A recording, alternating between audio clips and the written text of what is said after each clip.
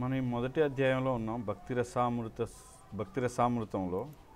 అందులో శుద్ధ భక్తునిలో కనపడే శుద్ధ భక్తి వలన కలిగే 6 లక్షణాల గురించి చర్చిస్తున్నాం. అందులో మొదటిది క్లేశజ్ఞ అయిపోయింది. రెండవది శుభద, అంటే కృష్ణ చైతన్యము సర్వశుభప్రదము అనేది రెండవ లక్షణం.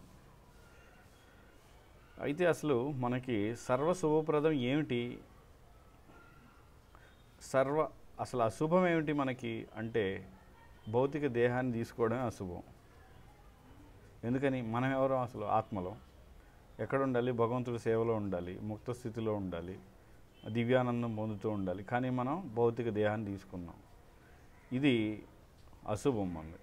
కాబట్టి సర్వశుభప్రదం ఏమిటి అంటే మొట్టమొదట నీవు శరీరం కాదు ఆత్మ, తర్వాత భగవంతుడితో సంబంధం, ఇదే సర్వశుభప్రదం.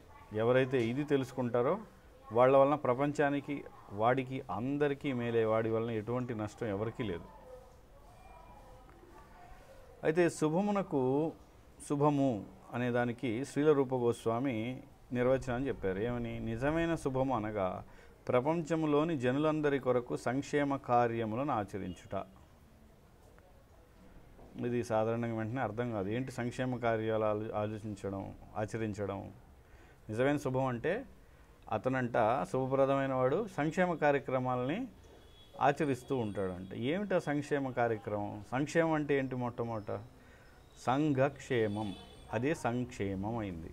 సంఘం యొక్క క్షేమం అంటే సంఘానికి మేలు, సంఘానికి మంచి సంక్షేమ కార్యక్రమాలు. ప్రస్తుతం ప్రభుత్వాల సంక్షేమ కార్యక్రమాలని ఏంటి? ఆడవాళ్ళకి ఫ్రీ బస్సు, ఇది సంఘ దరిద్ర కార్యక్రమాలు అంటారు వీటిని. సంఘ భ్రష్టు కార్యక్రమాలు అంటే సంఘాన్ని భ్రష్టు పట్టించడం. ఫ్రీగా ఎవడైనా ఏదైనా ఇస్తున్నాడంటే అది సంఘాన్ని దరిద్రం చేయడమే, పాడు చేయడమే, అంతే. ఫ్రీగా ఏది ఇచ్చినా ఫ్రీగా ఇవ్వకూడదు. కాబట్టి తగ్గించి వాళ్ళకి అవకాశం ఇవ్వు, అంతేగాని ఫ్రీగా ఎందుకు ఇస్తున్నావు? ఓట్ల కోసం చేసే ఎదవ పనులు ఇవన్నీ. ఫ్రీగా ఏది ఇచ్చినా కూడా ఎవరికైనా, ఎందుకంటే వాళ్ళ చేత ఏదో పని చేయించి దానికి తగ్గట్టు ఆహారం ఏదో ఇవ్వాలి. ఇలాగా ఇవి సంక్షేమ కార్యక్రమాలు కాదు, సంఘ భ్రష్టత్వ కార్యక్రమాలు, సంఘ దరిద్ర కార్యక్రమాలు, ఫ్రీగా ఇచ్చేవి ఏవైనా. కాబట్టి ఇక్కడ ఏమిటి సంక్షేమ కార్యక్రమం? రూపగోస్వామి చెప్తుంది ఏంటి అంటే ప్రచారం. శుద్ధ భక్తులు ఏం చేస్తారు? ప్రచారం చేస్తారు. ప్రచారం అంటే అందరూ దేశం మీద తిరగాల్సిన పని లేదు. ఆ శుద్ధ భక్తుడు వండి కృష్ణుడికి నైవేద్యం పెట్టి ప్రసాదం పెట్టిన ప్రచారమే. ఆ ప్రసాదం వలన కూడా మారుతారు వేరే వాళ్ళు. అదేవిధంగా మనం చూసినట్లయితే మన ఆచార్యుల్లో ఒక ఆచార్యుల పేరేంటది? భక్తిసిద్ధాంత సరస్వతి ఠాకూర్ గురువు గారు. ఆచార్యులు ఉన్నారు, గౌరకిషోర్ దాస్ బాబాజీ. ఆయన కూర్చొని జపం చేసుకుంటూ ఉంటారు. కానీ ఆయన ఎంత పెద్ద ప్రచారం చేశారంటే ఒక పెద్ద ఆచార్యుడికి ఆయన గురువు అయ్యారు. ఆయన పెద్ద ప్రచారం చేశారు, భక్తిసిద్ధాంత సరస్వతి ఠాకూర్. కాబట్టి ఇప్పుడు గౌరకిషోర్ దాస్ బాబాజీ మహారాజ్ వలన లోక కళ్యాణం ఎంత అయిందంటే చెప్పలేం. ఆయన ఒక చోట కూర్చొని జపం చేశారు. ఆయనకు అసలు చదువు రాదు, కానీ ఆయన వలన ఎంత శుభం కళ్యాణం జరిగింది ప్రపంచానికి, ఎంత శుభం చేకూరింది. అది శుభం. కాబట్టి అది కూడా ప్రచారమే. ఆయన ఒక్కడికి ప్రచారం, ఒక్కళ్ళని శిష్యులుగా చేసుకున్నారు భక్తిసిద్ధాంత సరస్వతి ఠాకూర్. ఆయన ప్రభుపాదకి గురువు అయ్యారు, భక్తిసిద్ధాంత సరస్వతి ఠాకూర్. ఇప్పుడు ప్రభుపాద ప్రపంచం అంతా. అంటే మరి ఒక శుద్ధ భక్తుడైన గౌరకిషోర్ దాస్ బాబాజీ మహారాజ్ ఆచార్యుడు వాళ్ళని ఎంత లోక కళ్యాణం జరిగింది. అది శుభం. సంక్షేమ కార్యాలను ఆచరించడం అంటే అది శుభం, శుభప్రదం. అంటే ఎవరు చేస్తున్నారు? అది ఎవరు చేయగలరు? కేవలం మళ్ళీ చెప్తున్నాను, శుద్ధ భక్తులు మాత్రమే. శుద్ధ భక్తిలో ఉన్న వాళ్ళే ఇవన్నీ చేయగలరు, శుద్ధ భక్తి పొందిన వాళ్ళే. లేనట్లేదు. శుద్ధ భక్తి మనం ఎప్పటివరకు అయితే పొందాం అప్పటి వరకు మనలో ఏవో అనర్థాలు ఉంటాయి. ఈర్ష్య, ద్వేషాలు, అసూయలు, ఏదో ఒకటి ఎంతో కొంత ఎక్కడో లోపం ఉంటూనే ఉంటుంది. ప్రస్తుత కాలంలో ఒక సంఘముకో, సమాజముకో, జాతికో సంక్షేమమును చేకూర్చుటకు వివిధ వర్గములు కృషి చేస్తుంది. కాబట్టి వివిధ వర్గాలు కృషి చేస్తున్నాయి. ఐక్యరాజ్య సమితి ద్వారా ప్రపంచ అంతటికి సంక్షేమం కొరకు కూడా ప్రయత్నం చేయబడుతున్నాను. ఐక్యరాజ్య సమితి ఏం చేస్తుంది? ప్రపంచం అంతా మేలు చేయాలని ప్రయత్నం. కానీ సంకుచిత జాతీయ కార్యములలోని లోపముల చేత అట్టి ప్రపంచ సంక్షేమ కార్యక్రమము ఆచరణలో సాధ్యపడలేదు. దీని అర్థం ఏంటి? జాతీయ కార్యక్రమాలు ఏంటంటే ప్రతి దేశానికి మళ్ళీ కొన్ని నియమాలు ఉన్నాయి. ఐక్యరాజ్య సమితి ఇలా చేయమని చెప్పింది, కానీ వాళ్ళ దేశంలో ఉన్న నియమాలకి అది అనుకూలంగా లేకపోతే తీసి పడేస్తారు దాన్ని. ఐక్యరాజ్య సమితి చెప్పింది వినరు ఎవరు, ఇంకెందుకు? అది ఉండేం ప్రయోజనం? ఐక్యరాజ్య సమితి చెప్తే అందరూ వినాలి అనే ఒక షరతు ఉంటే అప్పుడు ఏదైనా ఉపయోగం. కానీ అది వాళ్ళకి అనుకూలమైతే తీసుకుంటారు, ప్రతికూలమైతే తీసేస్తారు. అందుకని కాబట్టి జాతీయ కార్యక్రమంలోని లోపాలు ఉండడం వలన ఐక్యరాజ్య సమితి ఉపయోగం లేదు. ఏమైనను కృష్ణ చైతన్యోద్యమం సమస్త మానవాళికి అత్యున్నత ప్రయోజనము చేకూర్చగలదు. ప్రతి ఒక్కరూ ఈ ఉద్యమం వైపునకు ఆకర్షింపబడుదురు.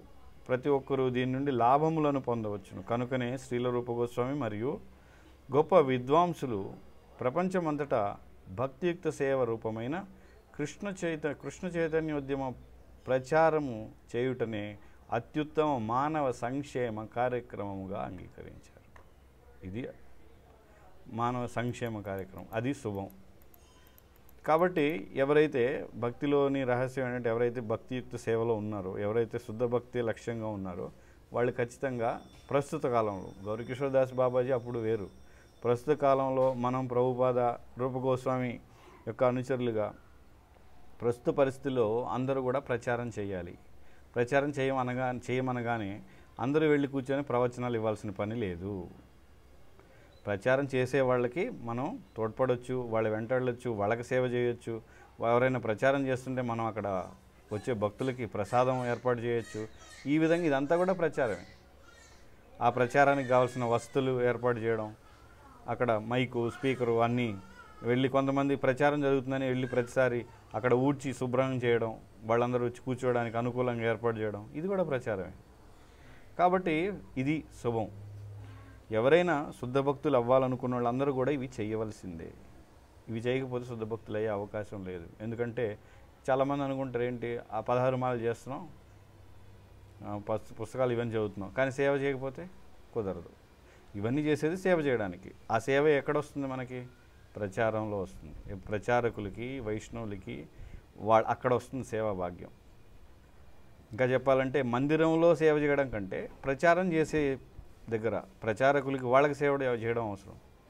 ఎందుకంటే ప్రభుపాద చెప్తారు ఒక సమయంలో ఏంటి, అవసరమైతే మందిరం మూసేసి ప్రచారానికి వెళ్ళిపోండి, మందిరాన్ని అయినా మూసేయండి, కానీ సంకీర్తన ఆపకూడదు. అంటే కీర్తన, పుస్తక వితరణ వీటిని ఆపకూడదు. మందిరాలు లేకపోయినా పర్లేదు అంటారు ఒకానొక సందర్భం. అలాని మందిరం మూసేయమని కాదు. కాబట్టి అంత ముఖ్యం అన్నమాట ఏది, ప్రచారం కూడా. ఎందుకంటే మందిరం ఉంది ఎందుకు? నలుగురికి తెలియజేయడానికే కదా. మందిరం ఉంది గంట కొట్టుకొని టింగ్ కొట్టుకొని ఆడ వచ్చి జనాలు ఇచ్చే డొనేషన్లతోటి తిని పండుకోవడానికి కాదు. కానీ చాలామంది ఇప్పుడు అవి కూడా చేస్తున్నారు. మన ఉద్యమంలో కూడా అలాంటి వాళ్ళు ఉన్నారులే. కాబట్టి అది కాదు ఇక్కడ. కృష్ణ చైతన్య ఉద్యమము ప్రపంచ జనులందరి దృష్టిని ఎట్లు ఆకర్షింపగలదో, కృష్ణ చైతన్యంలో ప్రతి వ్యక్తి కూడా ఎట్లు దివ్యానందమును అనుభవించగలడో పద్మపురాణం చెప్తుంది. పద్మపురాణం ఏ విధంగా కృష్ణ చైతన్యంలో ఉన్న వాళ్ళు ఆనందంగా ఉంటారని చెప్తుంది. ఏంటది? పూర్తి కృష్ణ చైతన్యంతో భక్తియుక్త సేవలో నెలకొన్ని వ్యక్తిని ప్రపంచమంతటికి అత్యుత్తమ సేవలందించు వానిగను, ప్రపంచంలో ప్రతి ఒక్కరిని ఆనందపరచు వానిగను గుర్తించవలెను. కేవలము మానవ సమాజమునికే కాకుండా వృక్షములకు, జంతువులకు కూడా అతడు ఆనందమును చేకూర్చును. ఈ ఉద్యమము వృక్షములను, జంతువులను కూడా ఆకర్షించును. ఇది పద్మపురాణం చెప్తుంది. దీనికి ఇక్కడ నేను చాలా చోట్ల ఏంటంటే కింద పుస్తకంలో మీకు బహుశా రిఫరెన్స్లు, శ్లోకాలు ఇచ్చారు. ఆ శ్లోకాలన్నీ నేను ఇక్కడ చదవడం లేదు. మీరు చదువుకోవాలంటే చదువుకోండి. ఆ శ్లోకాల్లో ఇంకా వివరణ ఉంటుంది. అంటే కొన్ని చోట్ల భాగవతం అని ఇట్లా రిఫరెన్స్లు ఉన్నాయి, మీరు చదువుకోవచ్చు. కానీ నేను ఆ శ్లోకాలు చదవట్లేదు. ఎందుకంటే ఇక్కడ వివరణ మీదే నేను కేంద్రీకరిస్తున్నాను. అదే ప్రధానం కాబట్టి ఇక్కడ ఏం చెప్తున్నారు? పద్మపురాణం ఏమని చెప్తుంది? పూర్తి కృష్ణ చైతన్యంతో ఉన్న వ్యక్తి అంట ప్రపంచం అంతటికి కూడా సేవలు అందిస్తున్నాడంట. ఎందుకని? అతని వల్ల ఎవరికీ నష్టం లేదు, అతని వల్ల అందరికీ లాభమే. అతని దగ్గరికి ఎవరు వెళ్తారో వాళ్ళందరికీ లాభం. ఎందుకని? హరినామం వింటాడు, ప్రసాదం తింటాడు, లేదా ఆయన సాంగత్యం లభిస్తుంది, అందరికీ లాభం, ఎవరికీ నష్టం లేదు. ఇంకా ప్రతి ఒక్కరిని ఆనందపరచువాడు. ఎందుకని? శుద్ధ భక్తుడు ప్రతి ఒక్కరిని ఆనందపరుస్తాడు. ఎందుకంటే అతని వలన ఎవరికీ నష్టం లేదు, దుఃఖం లేదు, హాని లేదు. నిజంగా అతని గురించి ఆలోచించిన ప్రతి ఒక్కడు ఆనందాన్ని పొందాలి. ఎందుకంటే అందులో అన్ని మంచి లక్షణాలే ఉన్నాయి, అతనిలో చెడు లక్షణాలు ఏం లేవు, ఎవరిని పాడు చేయలేదు.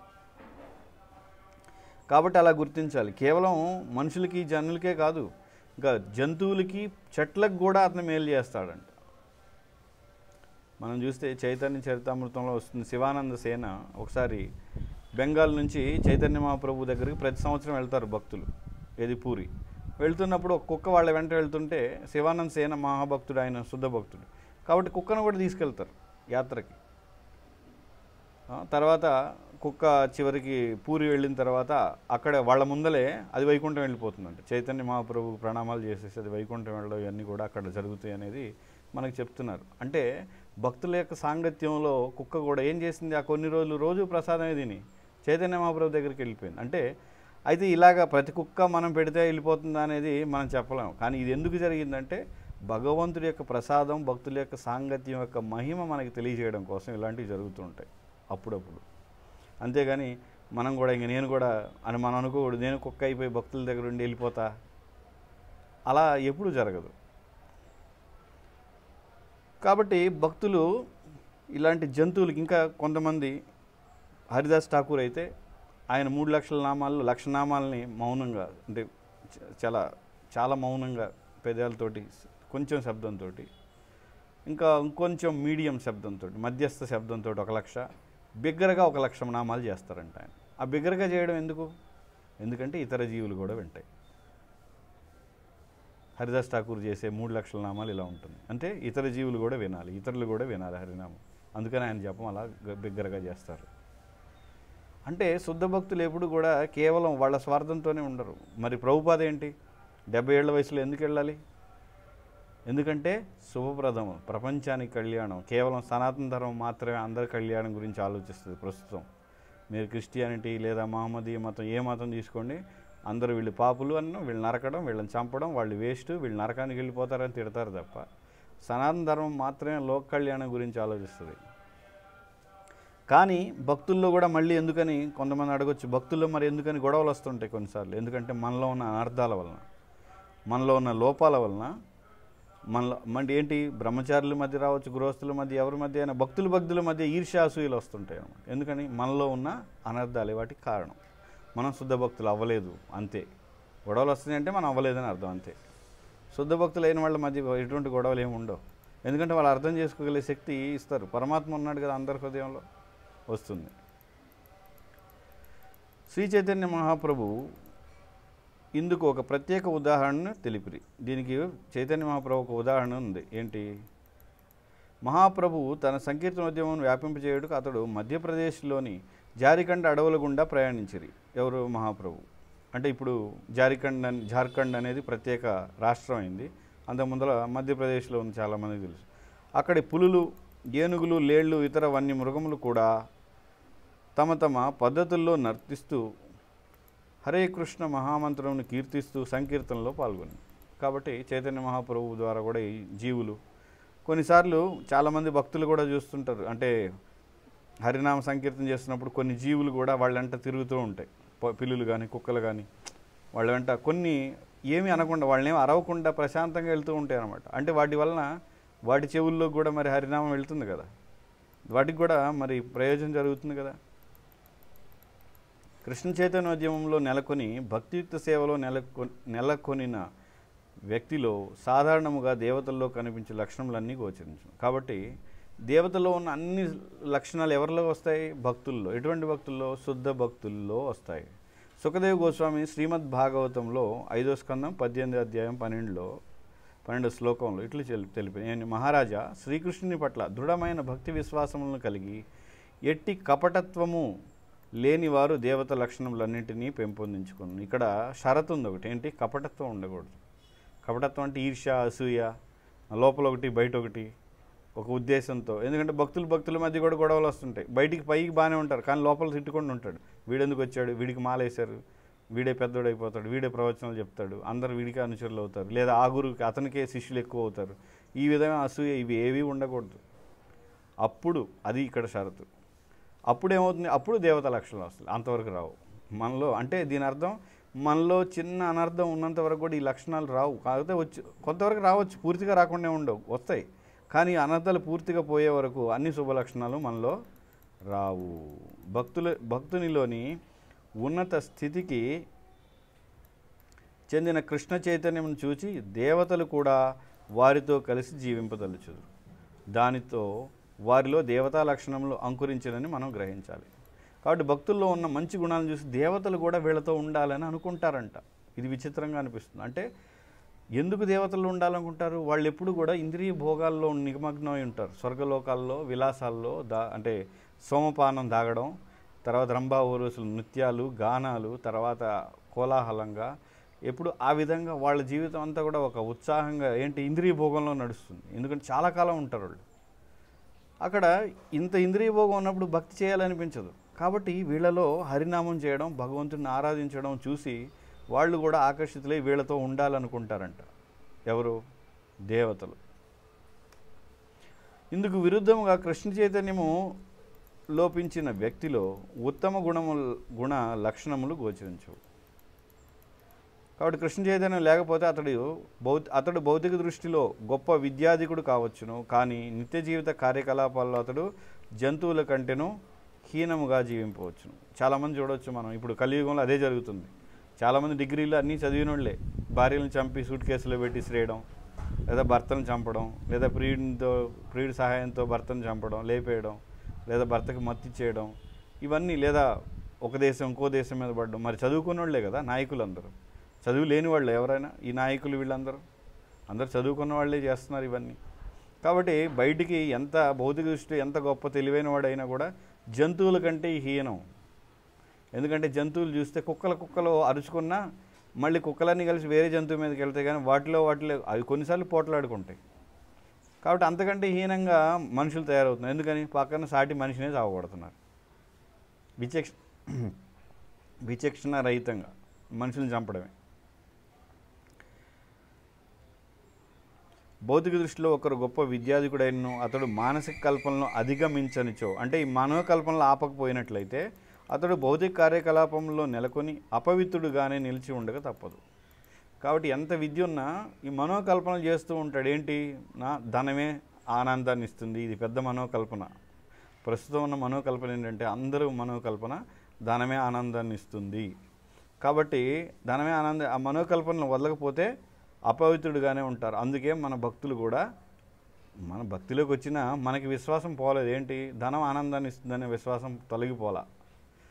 దీక్ష తీసుకున్న భక్తుల్లో కూడా అదే ఉంది. కాబట్టి వాడు అపవిత్రుడుగానే ఉంటాడు. దీక్ష తీసుకున్న ఏం ఉపయోగం లేదు. భౌతిక విద్యలను బోధించి విశ్వవిద్యాలయంలో చదివి విద్యాధికులైన వారు ఎందరినో మనము ఆధునిక జగత్తులో చూస్తుంటాం. కానీ వారు కృష్ణ చైతన్యోద్యమను చేపట్టి ఉన్నత దేవతా లక్షణాలను లేకపోవటం చూడొచ్చు. ఎంత చదువుకున్నా కృష్ణ చైతన్యం లోపిస్తున్నాడు.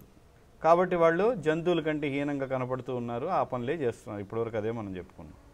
ఉదాహరణకు కృష్ణ చైతన్యవంతుడైన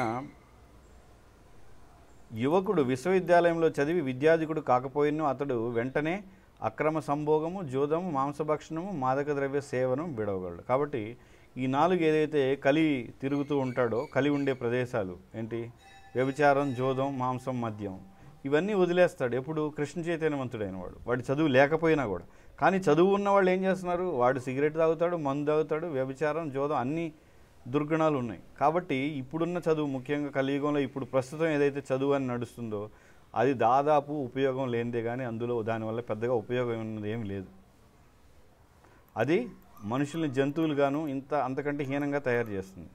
కాబట్టి సకల శుభప్రదమైన ఈ కృష్ణ చైతన్యాన్ని అందరికీ ఇవ్వాలి. ఇదే శుభం, ఇదే ప్రపంచ కళ్యాణం, లోక కళ్యాణం. కానీ కృష్ణ చైతన్యం లోపించిన వారు ఎంతగా విద్యాధికులు అయినప్పటికీ వారు త్రాగుబోతులుగాను, మాంసభక్షకులుగాను, పరమ వ్యభిచారులుగాను, జోదగాళ్ళుగాను తయారవుతూ ఉంటారు. కృష్ణ చైతన్యవంతుడు ఎట్లు ఉన్నత లక్షణాలను కొనుటకు ఏ విధంగా మరి కృష్ణ ఉన్నత లక్షణాన్ని పెంపొందించుకుంటాడు అంటకు కృష్ణ చైతన్యం లోపించిన వారిలో అట్లు పెంపొందించకపోవటకు ఇవి ప్రత్యక్ష ఉదాహరణలు. ఇప్పటివరకు మనం చెప్పుకున్నాం ఉన్నతమైన లక్షణాలు ఎలా పెంపొందుతాయి, ఏ విధంగా కృష్ణ చైతన్యం లేకపోతే ఎలా వాళ్ళు భ్రష్టు పట్టిపోతారనేవి ఉదాహరణలు. కృష్ణ చైతన్యవంతులైన యువకులు చలనచిత్రములు, రాత్రి క్లబ్బులు అంటే నైట్ క్లబ్బులు అంటారు కదా, ఆ క్లబ్బులు, నగ్న నృత్య ప్రదర్శనలు అంటే బట్టలు ఏమి లేకుండా నృత్య ప్రదర్శన చేస్తూ ఉంటారు కదా. ఇప్పుడు వచ్చి ఏమిటంటే ఇప్పుడు అయ్యే రేవ్ పార్టీలు అవి ఇవి అని అక్కడ ఎవరెవరితో అయినా వ్యభిచారం ఉంటే మైథునం చేయొచ్చు, తాగొచ్చు, ఏదైనా చేయొచ్చు. ఇంకా తర్వాత భోజనశాలలు అంటే రెస్టారెంట్లు ఇవన్నీ ఉన్నాయి కదా, అక్కడికి వెళ్ళి ఏదంటే అది మాంసం తినడం, మత్తు పానీయాల పట్ల ఆసక్తి చూపకపోవటం మనం చూస్తుంటాం. ఎవరైతే కృష్ణ చైతన్యవంతులు అయి ఉంటారో వాళ్ళు వీటి పట్ల ఆసక్తిని చూపారు, కానీ అందుకు వ్యతిరేకంగా మిగతా వాళ్ళందరూ ఈ చలనచిత్రాలు, సినిమాలు, క్లబ్బులు వీటి చుట్టూ తిరుగుతున్నారు. వారు పూర్తి విముక్తులు. ఎవరు వీటి నుంచి? కృష్ణ చైతన్యవంతులు.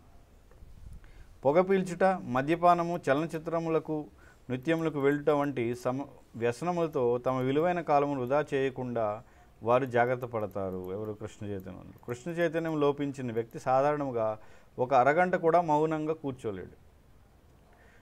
మౌనమును సాధించినచో నీవే భగవానుడు అని అనుభూతి చెందగలవని యోగ మార్గం బోధిస్తుంది. అంటే ఇది మాయావాదుల గురించి చెప్తున్నారు. ఇక్కడ ప్రభుపాద మాట్లాడేది ఏంటంటే ఫారిన్ వాళ్ళ గురించి. ఫారిన్లో కొంతమంది మౌనం, ధ్యానం నేర్చుకుంటూ నువ్వే దేవుడు అవుతావని వాళ్ళ గురించి చెప్తున్నారు.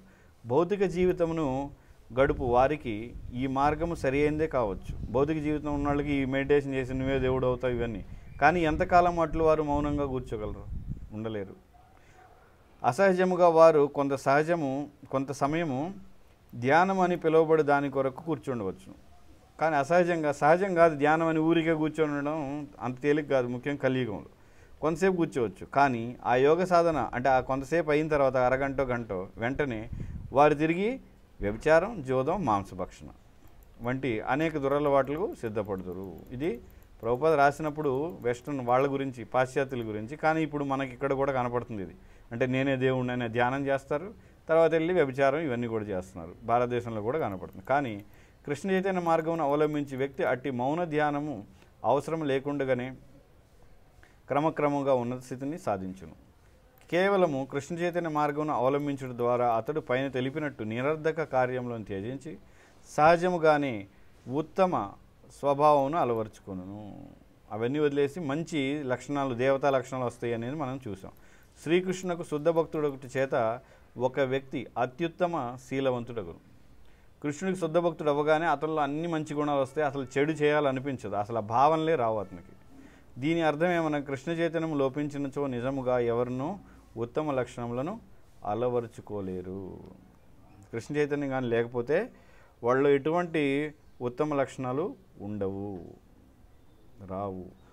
ఒకవేళ ఉన్నా కూడా అవి తాత్కాలికంగా ఉంటాయి తప్ప దానివల్ల ఎవరికి మేలు అనేది జరగదు, శాశ్వతమైన మేలు అనేది జరగదు. హరే కృష్ణ. ఎవరికైనా ఏమైనా ప్రశ్నలు? సరే, ఎవరికి ఏం ప్రశ్నలు లేవు కాబట్టి ముగిద్దాం. భక్తి రసామృతం की जय, श्रील रूप गोस्वामी की जय, श्रील प्रभुपाद की जय, श्री चैतन्य महाप्रभु की जय.